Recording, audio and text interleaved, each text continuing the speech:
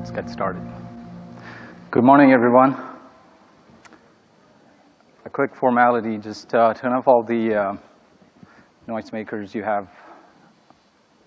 Thank you for coming to my talk. My name is Nair, and I'm a tech lead in the Maxis division of Electronic Arts. I've been with the company for 11 years now, working on Medal of Honor first, and then a series of Sims games for PC and console, starting with Sims 2. Previous to that, I worked on military flight simulators and 3D simulations, tools for games in VR. Today, I'm going to talk about some of the advancements in Sims 4 Character Creator that was released in last fall. Let me start by asking how many of you have played a Sims game? Great. That's cool. Good to know. I know some of you may not want to admit you have played a Sims game. That's OK. All right. For the folks who haven't played a Sims game, Sims is a life simulation game where the players get to control and create the characters that we call Sims. This is an in-game scene from Sims 4. Sims is one of the most successful PC game franchises of all time. We have over 20 million people following us on social channels. And it has been around for a while. We just celebrated our 15-year anniversary just last month. In a Sims game, the characters play an important element. And their physical appearance plays a big role in bringing out the personality of a Sim alongside how they behave during gameplay. This is an evolution of our characters starting from Sims 1. And you can see that in Sims 4, we went with less realism and more stylized look, providing for greater scalability and opening up for more possibilities. So it is easy to see that character customization plays an important part in Sims games. And we have tried to push the envelope on character customization with every version of the Sims game, and Sims 4 is not different. And I'll share with you some of the new features we introduced and some of the techniques we used to achieve it in Sims 4 Character Creator that we call Create a Sim. Let's roll a short video that demonstrates some of the features in Sims 4 Creator Sim. A little bit of volume, please.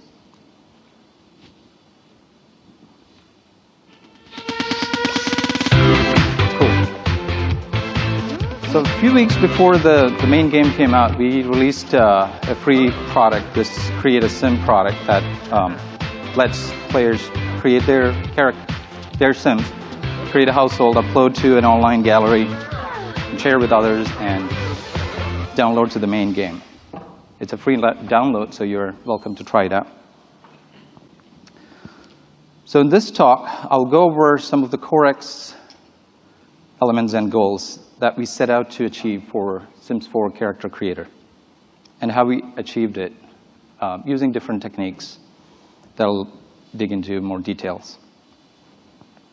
And hopefully we have time for Q&A at the end. I know this is pretty tight for covering a lot of the details, but if you don't cover a lot of things in the Q&A, I'm available to talk after. Also, disclaimer: this is not a full feature set or all the innovations in Sims 4 Character Creator. This is just a handpicked items that I thought was worth sharing with you guys. All right, so going into the creation of Sims 4 Character Creator, we had two main goals. First, we wanted to give a toy-like experience, make it accessible and fun, and also provide for a lot of customizability.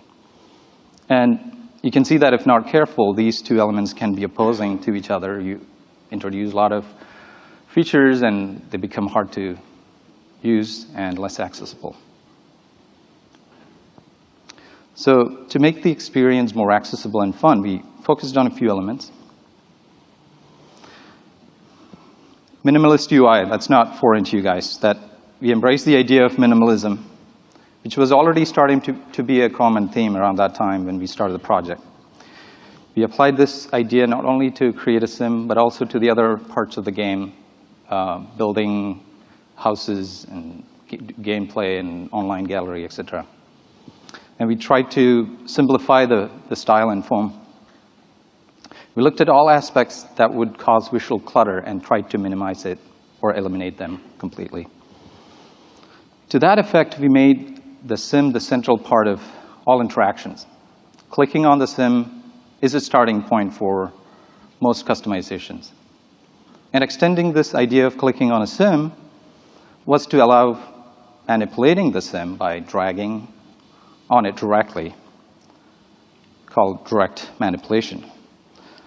So to give some historical context, so on previous games, we provided a series of sliders to the users to customize the character. This is an example in Sims 3 to change the nose shape.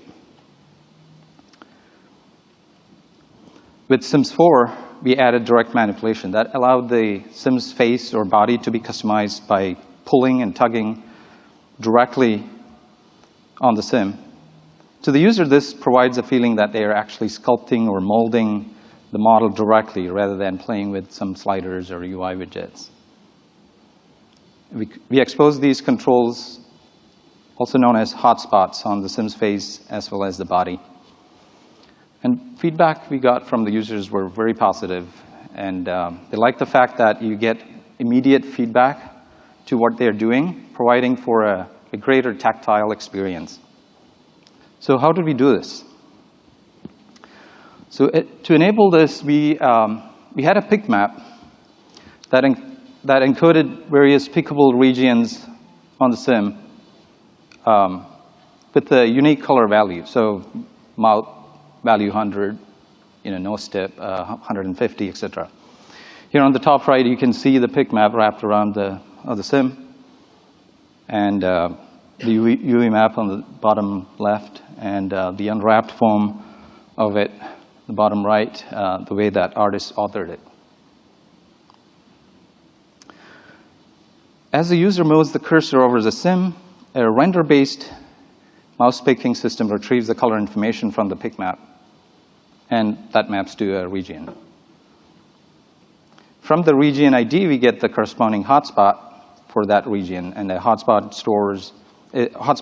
is like a resource that stores the highlights and the modifier that actually changes the geometry. This is an example of a highlight texture applied on the nose. And as the user moves the mouse, the drag delta is used to apply to the corresponding modifier values when we updated that. And the modifiers were created using bone poses, blend shapes, or deformation maps. And different hotspots became active depending on the view angle, and we call those pive edges. So you can see that like you're manipulating the width of a nose, you want to actually do it in the front-on view, and nose length from the side, from the profile views, etc. We also did this for the zoom level. So if you're zoomed out all the way, you get to change the head shape at a gross level. Zoom in, the middle one lets you move the eye and do eye level changes, and then you zoom in further, you get greater detail and change the pupil or other eye details. And hotspot, as I mentioned, it actually stores the modifiers for X and Y axis. We didn't actually try to do it in 3D because all you have on a screen is a 2D, so we didn't try to include the depth in there. So depending on the view angle, you got that perspective and the modifiers. So, and the detail level, top, macro or micro level, the highlight texture, pive edge that it applied to the region ID, which is actually the color value that I mentioned, and the cursor type, depending on the modification. And some of this in a code form, you can see that the cursor movement is finding out the pick result, which is actually we were using, again, this is a render pick method, which is maybe different from what some of the other games use. They actually can be doing the collision detection directly in the 3D space, but we used a render shader-based mouse picking. And you get the pick result. From that, you can get the region ID given a mode. And from that, you get the hotspot control. From there, you access the highlight texture, and you render it, push it to the shader, and blend it with the skin or the clothing. And depending on the mouse delta, you apply those changes to the modifier. And we did some optimization. Our Sims characters are very symmetric, or at least so far, which is the case, that we didn't have to store the pick map for both sides. Just use half of that, right, saving on memory and disk footprint. We also added some resistance at the extremes, to give a more elastic feeling, and it provides feedback to the user when you reach the extreme by turning that into red, stuff like that, standard user experience. Also, the delta was scaled proportional to how much that modifier covered. So if it is a very small area, like a nostril or gesture, was more sensitive to mouse movement rather than an eye up and down movement. Moving on to another element that we added for creating interesting looking Sims and making it more fun and accessible was smart randomization. And the idea of smart randomization is the ability to auto-generate Sims that had a cohesive and consistent look. And these Sims were not pre-generated. They were generated real time as you clicked on the randomize button and create a Sim. Here are some more smart randomization in action. And you can see that each of them appeared to be wearing matching clothes that appeared to be coming from the same designer. Some male versions. And you can see some consistency in their style and their look. And that's not a surprise. We actually put in a lot of effort to expose that to the user. So how did we do this? Under the hood, it's heavily using a tagging system. We use the tagging system to assign attributes to different assets. So assets like pants and boots and tops and hair and skin tone, they were all given some attributes, like their age, gender appropriateness, their outfit type, their style, their color palette that they belong to, mainly for clothing, of course, their archetype, etc. And the randomizer basically threw a dice on these available tags and found the assets that match those, right? And if it fails to find the exact match, and then it uses a prioritization scheme to prune the tags and find the next best match, etc., until it found an exact match. And the system was used also for other purposes in the game. For example, gender switching. So the Sim on the left, when you change the gender by clicking on the button and create a Sim, you get a Sim on the right. And you can see that there are attributes that are very similar, making them look like siblings or even a fraternal twin. Similarly, system in NPC generation, non-player character generation. So this is an in-game pizza delivery folks that they all look different, but they had the same outfit to make them look like they're doing a pizza delivery job, right? So it brings in more variety and not have to pre-author things. And we applied this in genetics as well to find the matching attributes from parents and give it to the children, in some cases from grandparents. So we skipped one generation, just like in real life. So you can see Sometimes their eye color, their hair color, their hairstyle, the skin tone, they all try to match. And these are some of the postings from the fan sites. Last but not least, the fast response. This is having a fast response interactive experience is important for any interactive tool that we also put in. And for Sims games, it is especially important because of a few things. First of all, we tend to have our target audience with very low min-spec machines, laptops with no graphics card dedicated, and we have to be able to support a lot of customization in our games, right? Characters, the buildings, the terrain, etc. So pre-baking or pre-authoring things are not a way for Sims games. Not only that, we have a lot of Sims that show up on screen at the same time. And they may be changing their outfit as they are doing things. So building a Sim quickly and rendering them fast is an important element. And you can see in this scene, like before they actually get into the pool, they change into the Simware real time, right? And we did invest in some of the optimizations, like part instances that were lightweight, just the instance part, were preloaded and organized by age, gender, and type for faster lookup. More heavier resources like the geometry, textures, and blend shapes, etc., were loaded on demand. Deformation maps were preloaded. I'll get into the deformation map a little bit later. They are highly reused, so they were preloaded. Texture compositing was done in CPU. That's a deviation from how we did it on Sims 3. We found out that the readback from the hardware was prohibiting and was affecting some of the performance. So we went with CPU compositing. And that helped us scale it to lower-end min specs as well.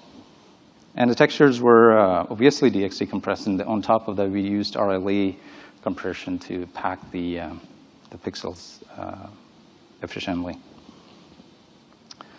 So the other element, the other core X element about deeper level of customization, we introduced an idea called asset pairing.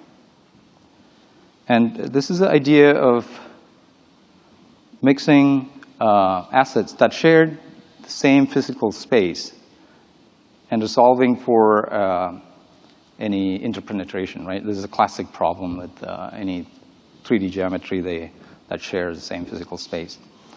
So one example is boots and pants. And you can see the bell-bottom pants and the combat boot put together, and the system resolves which one to show efficiently. And in previous games, we just worked around this problem by not providing for wider pants or boots, etc. And another example is combining hair with hat. So in this example, if a Sim had a beehive hair, that shouldn't stop her from wearing a sun hat, should it? As you can see, the asset pairing helps resolve the interpenetration and figure out which part to show in an efficient way. And it's a generalized system. The runtime system doesn't know about whether it's a hair or a hat. In previous games we have tried to do that, but it can be a nightmare in maintaining that system. But this is a generalized system, and can be used for other customization systems as well. We just use that for characters. So this is an example of pants combined with a variety of boots and shoes. So how do we achieve this? This is essentially dividing the character space into regions, right? And each region got a unique number. And additionally, each region had a layer value that you can assign depending on how much volume they covered. So a part with the greater volume will have a higher number, etc. And each asset was given a layer and a region ID. And the system goes through each region, and the part with the highest layer value wins. But if you were to use this brute force way that I just mentioned, there can be issues. For example, let's look at the boots combined with pants. Right? If you were to focus on the top part of the boots region and pick, in this case, the boots have the higher layer value, the boots will win. In the bottom, the pants have higher layer value, and that's not good, right, if you were to go with the... But how do we solve this? So we used a system called ripple effect system. Basically, it starts from the center of the sim, and if a part wins for that region, we actually keep that asset all the way down. So everything is good. The other thing we introduced was a facial customization system. So in Sims 4, we were able to provide for greater diversity in our Sims, how they looked, thanks to our new face customization system. And how did we create the faces and how we expose them to the users? They were put together using two building blocks, one archetypes and modifiers. Archetypes come with static mesh and a texture. And you layer the modifier on top of it. So we call it texture wingman for a reason, right? So it's trying to bring in some of the details that we couldn't solve with just the geometry. And that provides for a greater variety in our Sims, how they looked. So here's an example of archetypes where on the left you can see the eye texture looks different, and the geometry obviously is different as well versus the one on the right.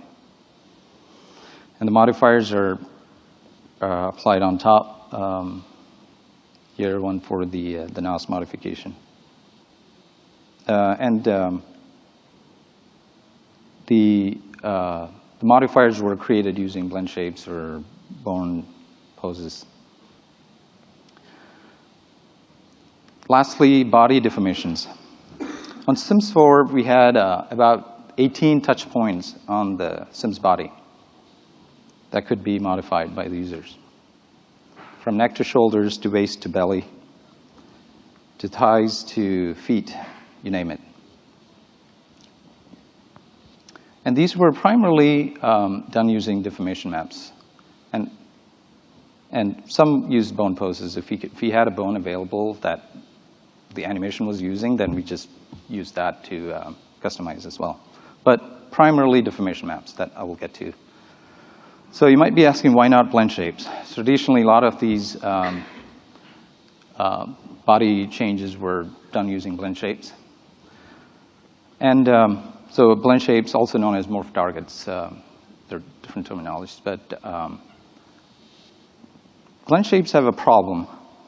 They're strictly topology dependent. That means that if you're creating a heavy shape, blend shape for upper body, you can't actually use that for sim wearing a t-shirt or a jacket, for example. So you can see quickly that causes an asset explosion and causing memory and disk footprint issues. Also, blend shapes are great for doing it in hardware, but if you were to support older GPUs like that runs DirectX 9, which was our case, you are limited by 4 blend shapes per vertex. That's because of the vertex input limitation, right? And they're not very extensible because you would actually, if you were to support a new body deformation, that would mean that all the assets that you ship will need to be readjusted and have that blend shape added to it.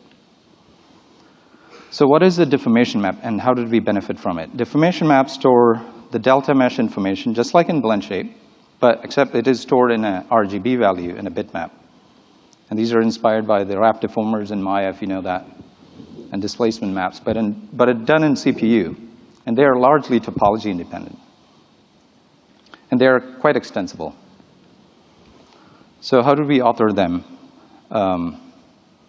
So you can see the neutral mesh on the left and the heavy fit and lean versions on the right. And that delta is calculated and stored in a map. So you can see the XYZ deltas are encoded as RGB values. And this is an example of a heavy shape for the upper body. This one is for the shoulder widening. And you can see there are a lot of areas that are empty or redundant. So we did put in some optimization to pack the data efficiently. One was the bounding box-based way to identify where exactly that data exists, where the delta exists. And we did the RLE compression on top and used the vertical symmetry in this case as well. But deformation maps do have some caveats. One is that in this case, you can see the clothing actually is pinching in the middle. And that's because the DMAP created for an unclothed asset cannot map well to a loose-fitting clothing. So how do we solve this? We actually did have a separate DMAP for those types of assets. And in this case, you can see the red in the red area that we allowed the artist to paint and say, okay, these are the vertices that are loose-fitting, and then use the loose-fitting DMAP. And when you combine these two, you can see the results on the right. That actually looks right. And deformation maps have some additional requirements. They require additional UV set, and which we actually use for direct manipulation as well. And obviously, custom compression would be good because textures do take up more space than geometries in general. And that's it. Clearly, this is not one man's job.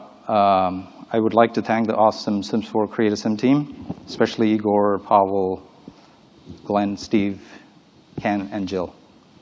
Thanks to you all for coming, and please fill out the electronic evaluation form at the end if you get a chance. I think we have a few minutes. All right, we will take a few questions if you have any. Please come to the microphone. Thank you. Thank you. Hi, curious about interpenetration issues that you guys encountered in terms of authoring animations for these sometimes drastically different models. Sorry. Yeah, did you guys just make sure that the animators would model animations that would work for all these different models, right, or was there some other support you guys had to do?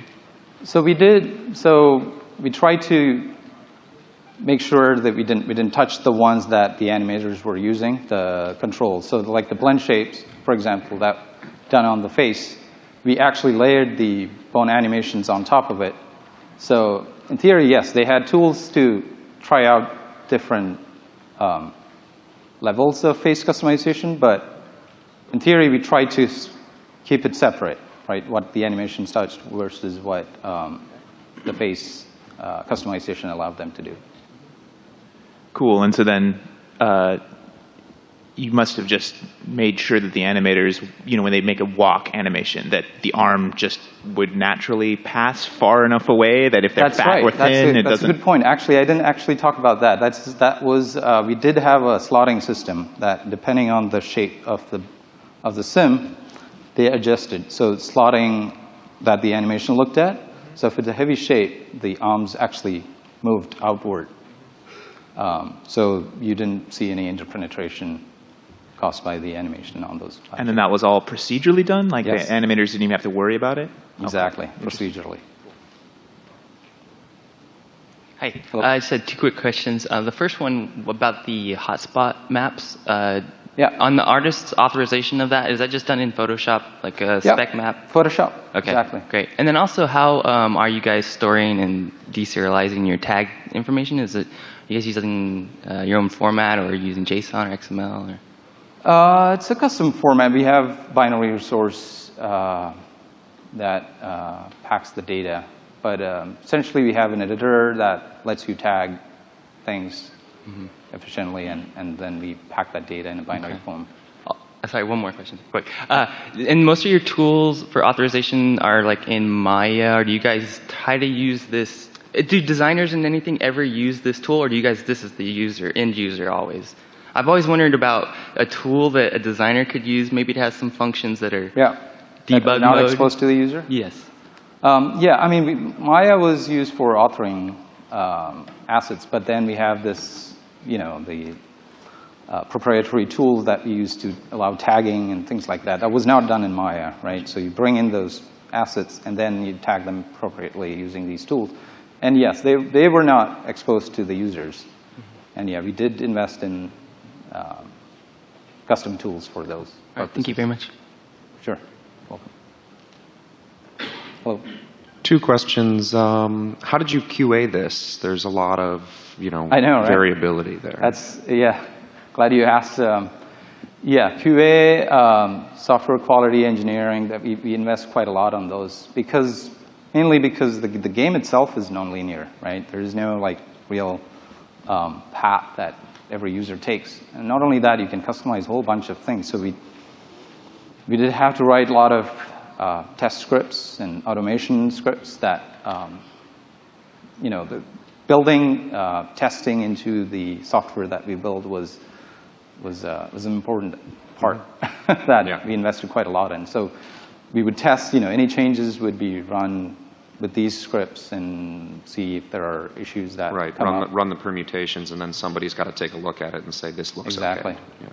Yeah, we had real-time charts that were displayed, and that people could go and look at and see if there are issues introduced and zoom in on that build and try to figure out what went wrong. So yeah, it is slightly different from I've worked on a Medal of Honor type of game where things are much more controlled, right, and pre-authored and pre-baked, and this is a different type of game. Yeah. Also, are your meshes all rigidly scaled? We're out of time. Okay. One more, maybe? Quickly. Does the deformation map needs... Deformation map. Needs vertex texture fetch. What is the what? Vertex texture fetching. In shader code. What is the... in the shader code. What is the shader code? When you're rendering the mesh. When you're rendering the mesh? Vertex shader. And then you load the deformation map. Does it need the feature of the vertex texture fetching? What is texture fetching? Vertex texture. Oh, vertex texture fetching.